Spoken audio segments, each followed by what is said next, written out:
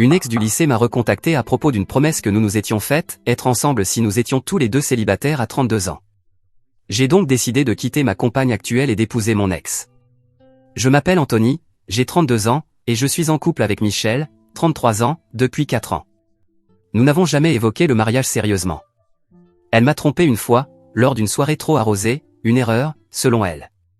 Je lui ai pardonné. Nous sommes devenus comme les meilleurs amis, partageant presque tout, vivant ensemble dans une relation sans grand conflit depuis cet incident. Elle ne veut ni mariage ni enfant, ce qui est un point de divergence majeur, car moi, j'en veux. Pour elle, c'est un non ferme et définitif. Nicole, mon ex, m'a recontacté récemment. Nous avions conclu, lors de notre rupture, que si à 32 ans aucun de nous n'était marié, nous essayerions de nous retrouver. Nous étions amis d'enfance, en couple depuis le collège jusqu'à la fin du lycée. Elle avait été acceptée à l'université de ses rêves à Virginia Tech, moi à Stanford, à l'autre bout du pays. Après 2 ans de relation à distance, nous avions décidé, d'un commun accord, de nous laisser la liberté de vivre nos vies et de rencontrer peut-être quelqu'un de plus proche. Nous avions alors rompu tout contact pour faciliter le deuil de la relation. Ses parents me parlent encore à l'occasion et ils vivent à 4 heures d'ici, tout comme sa sœur qui habite à 20 minutes, et ses grands-parents à 2 heures.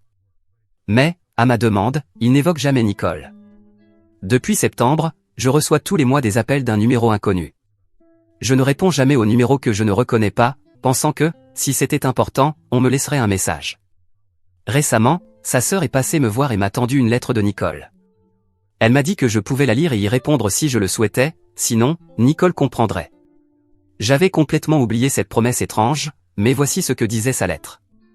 Elle écrivait qu'elle savait que nous n'avions plus eu de contact depuis 10 ans, mais qu'elle se demandait si je me souvenais encore de cette promesse. Elle précisait qu'elle n'avait aucun droit de me la rappeler, et que si j'avais tourné la page, elle le comprendrait, car ce qu'elle souhaitait avant tout, c'était mon bonheur. Elle insistait sur le fait que ce n'était pas un appel désespéré dû à la solitude, même si sa sœur y voyait probablement la cause. Elle expliquait que c'était plus profond que cela, elle ne pouvait tout simplement pas imaginer sa vie avec quelqu'un d'autre. Elle avait eu de nombreux rendez-vous, une relation qui avait duré plus d'1 an, mais ce sentiment de vide était toujours présent. La vérité, disait-elle, c'est qu'aucun de ces hommes n'était moi. J'étais celui qu'elle avait su, dès notre jeunesse, qu'elle voulait à ses côtés pour toujours. Celui qui la faisait sourire, avec qui elle voulait se réveiller, et auprès de qui elle se sentait sincèrement heureuse. Dans son esprit, j'étais resté le seul qu'elle désirait. Elle me confiait qu'au moment où nous avions décidé de nous séparer à cause de la distance, il lui avait fallu près d'1 an pour se rendre compte à quel point cette décision avait été stupide. C'était mutuel, certes, mais elle sentait que c'était elle qui m'y avait poussé. Elle regrettait profondément cette idée de prendre du recul, de se concentrer sur les études, sans chercher à construire quelque chose à deux. Pour elle, cela restait la plus grande erreur de sa vie. Puis elle écrivait, sans aucune peur, que j'étais son âme sœur, son amour, sa vie. C'est pourquoi elle était prête à tout quitter, à chercher un nouveau travail, à revenir à Candilan, et à être avec moi. Elle se disait prête à franchir ce pas, si je croyais qu'il existait ne serait-ce qu'une infime chance pour nous. Elle terminait sa lettre en répétant, avec simplicité mais force, je t'aime, je t'aime. Et personne d'autre ne prendra jamais la place que tu occupes dans mon cœur. J'en ai parlé à mes parents ainsi qu'à mes amis, et ils soutiennent totalement cette décision. Merci infiniment d'avoir été présent pour mes parents quand ils avaient besoin d'aide pour déménager, et pour le travail que tu as fait sur la moto et le camion de mon père. Je n'en avais aucune idée avant il y a quelques jours. Je suis prête à m'engager pleinement envers toi. Je veux faire partie de ta vie, et je souhaite que tu sois dans la mienne pour toujours. Vieillir ensemble, voir le monde évoluer, vivre nos vies unies, et surtout, être heureux. J'ai déjà perdu trop de temps à retenir ce que j'avais envie de te dire depuis des années. Anthony, je t'aime profondément. Je veux partager ma vie avec toi. Je suis prête à tout quitter pour toi. Et enfin, mon amour, mon ami d'enfance, mon âme sœur, je suis plus que prête à devenir ta femme et à être la mère de nos enfants. Si je n'ai pas de réponse d'ici la fin du mois, je comprendrai que tu as tourné la page, et je ferai de mon mieux pour ne plus reprendre contact. Si tu décides le contraire, j'ai laissé mon numéro et mon adresse email. Avec tout mon amour, ton surnom d'enfance Nicole. Pour être honnête, je ne sais pas si je dois répondre ou ce que je devrais faire. Elle a laissé le numéro qui m'appelait depuis tout ce temps, ainsi que son email. Je me sens complètement partagé. J'ai littéralement pleuré en lisant la lettre, et cela a fait remonter beaucoup d'émotions que je croyais enfouies depuis longtemps. Michel, Nicole et moi avons fréquenté le même lycée, donc elles se connaissent. Et, pour être franc, j'ai peur que Michel me dise d'aller avec Nicole sans hésiter une seconde, si je lui parle de cette lettre, juste parce que je la connais et que je sais comment elle est. Depuis que j'ai reçu la lettre hier, je n'arrête pas d'y penser. Et comme je vois souvent de bons conseils ici, je me suis dit que je pouvais demander à la communauté Reddit. Beaucoup d'excellents conseils. Demain, Michel et moi partons en randonnée. Je vais en profiter pour lui parler de ce que je veux et de ce dont j'ai besoin dans une relation pour être heureux. Je vous tiendrai au courant. Eddie 2, j'ai parlé à ma copine actuelle en premier. On a eu une grande discussion, qui a duré 6 heures pendant notre randonnée, sur ce que nous souhaitons chacun pour notre avenir. Elle a été claire, les enfants et l'adoption ne font pas partie de ses projets. Elle m'a suggéré que nous restions simplement amis, si c'est vraiment ce que je veux pour le futur. Je lui ai dit que je resterai toujours son ami, quoi qu'il arrive, parce que toutes les choses que nous faisons ensemble me tiennent à cœur. Elle a ri, a dit, pas d'enfant, et je garde mon meilleur ami qui aime les mêmes choses que moi, puis a plaisanté comme à son habitude en disant que j'allais devoir m'habituer à être frustré pendant un moment.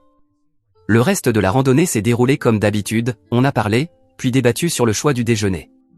En arrivant au parking, je lui ai demandé si elle voulait passer un peu de temps seule. Elle a répondu que non, qu'elle s'attendait un peu à ce que cela arrive un jour ou l'autre. Elle m'a demandé si nous pouvions continuer à faire les choses d'amis ensemble jusqu'à ce que nos vies prennent d'autres directions, et je lui ai dit bien sûr. Elle m'a dit qu'il n'y avait aucun mal à cela, et c'est tout. À l'heure actuelle, elle est en train de déjeuner avec ses copines au centre commercial, et moi je suis assis à table, l'air d'un type un peu paumé, ah. Donc, voilà. Jusqu'à ce que j'appelle mon ex pour voir ce qu'elle devient, c'est tout pour le moment. Mise à jour, bonsoir Reddit. Il y a quelque temps, en 2019, j'ai posté une histoire à propos d'une ex qui m'avait recontacté après 10 ans. Récemment, plusieurs personnes m'ont écrit pour demander une mise à jour. Que vous ayez actualisé la page depuis tout ce temps ou que vous soyez tombé dessus par hasard, je voulais vous donner la conclusion de cette histoire ou du moins, ce qu'il en est aujourd'hui depuis ce premier message. Après que Michel et moi avons mis fin à notre relation, rien n'a vraiment changé à part le fait de ne plus vivre ensemble ni avoir de relations intimes. Nicole et moi avons commencé à faire des plans pour sa venue ici à l'occasion de l'anniversaire de sa grand-mère. On s'appelait souvent, on s'écrivait beaucoup. On avait décidé de ne pas faire de visio ou s'envoyer de photos, puisqu'elle allait venir assez vite, et on voulait que ce soit une surprise. Le premier bonjour à l'aéroport était extrêmement gênant. Quand elle est sortie du terminal, je l'ai reconnue tout de suite. J'étais stupéfait de voir à quel point elle n'avait pas changé. J'avais vu des photos de ses sœurs et de ses parents, mais elle avait l'air exactement comme dans mes souvenirs. Une fois dans la voiture, on s'est regardé en silence pendant 1 minute, puis elle a brisé la glace en disant « Si tu ne conduis pas, les gens vont commencer à klaxonner, petit malin ». Cela a lancé notre semaine de retrouvailles. On a commencé par aller manger une pizza. Et à partir de là, tout a été fluide. On a partagé nos histoires de vie, montré nos cicatrices, parlé de nos voyages, de nos loisirs. Elle m'a demandé des nouvelles de notre ancien groupe d'amis, qui est encore dans les parages, etc. Cette première rencontre a tout changé pour nous deux. Je ne vais pas entrer dans les détails des jours suivants, mais dire que cette semaine est passée à la vitesse de l'éclair serait un euphémisme. Lors de l'anniversaire de sa grand-mère, c'était comme avant. Sa famille était facile à vivre, on a beaucoup ri, plaisanté, et rien n'a posé problème. Le seul désaccord de la semaine ? Nos goûts musicaux. Beaucoup de batailles autour de la radio, Dire au revoir a été douloureux. Les vacances étaient terminées, il était temps de retourner à nos vies respectives, à des centaines de kilomètres l'un de l'autre. Quelques semaines plus tard, on a décidé que c'était à moi de venir lui rendre visite cette fois. Nos appels continuaient d'être merveilleux. Le billet d'avion n'était pas cher, alors je lui ai envoyé un message avant de monter dans l'avion pour lui donner mon heure d'arrivée. Une fois atterri, j'ai eu l'impression d'avoir été ghosté, elle n'était pas là pour m'accueillir, ne répondait ni au téléphone ni aux messages. Son profil Facebook indiquait qu'elle s'était connectée pour la dernière fois il y a 4 heures. J'ai commencé à penser que tout cela était peut-être une mauvaise blague à mes dépens, et l'inquiétude a commencé à monter. Environ 45 minutes plus tard, alors que je marchais vers un hôtel, mon téléphone a sonné. Elle m'a expliqué qu'elle était tellement nerveuse à l'idée de ma venue qu'elle avait passé la nuit éveillée, et qu'en apprenant que j'étais en route, elle s'était tout simplement effondrée de fatigue. Quand elle est enfin arrivée, j'étais en sueur, épuisé, mais elle n'a cessé de s'excuser jusqu'à ce que nous arrivions chez elle. Les 2 jours suivants, nous avons passé tout notre temps ensemble, à faire toutes ces choses que nous ne pouvions pas faire là où je vis, des journées à la plage, à nager, moi à chercher quelques pierres semi-précieuses pendant qu'elle cherchait des petites bêtes, et à savourer toute la nourriture cajun que j'aurais pu espérer. En résumé, tout s'est merveilleusement bien passé. À part les blagues constantes sur ma tête chauve, j'avais rasé mes cheveux, ce fut un vrai moment de bonheur. Rencontrer ses amis, son chien, passer du temps ensemble à faire ce que nous aimons chacun, c'était tout simplement paisible et parfait à tous points de vue. Quand est venu le moment de se dire au revoir, elle m'a demandé si j'avais encore des jours de congé, et si elle pouvait venir me rendre visite plus longtemps. Évidemment, j'ai répondu oui. Les 4 mois qui ont suivi, nous avons voyagé chaque week-end, nous appelant sans cesse, jusqu'au moment où j'ai ressenti qu'il était temps. Je lui ai demandé si elle voulait emménager avec moi. Elle a accepté sans hésiter. Nous avons transformé notre dernière semaine de vacances en un road trip pour remonter ensemble vers chez moi.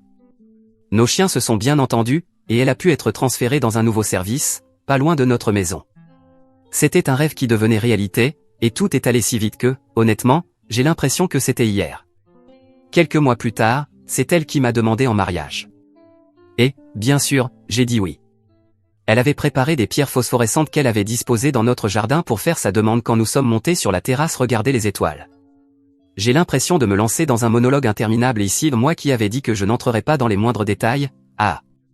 Cela fait maintenant presque 2 ans depuis le début de cette aventure. Nous avons une magnifique petite fille ensemble, Ariana, que nous avons adoptée.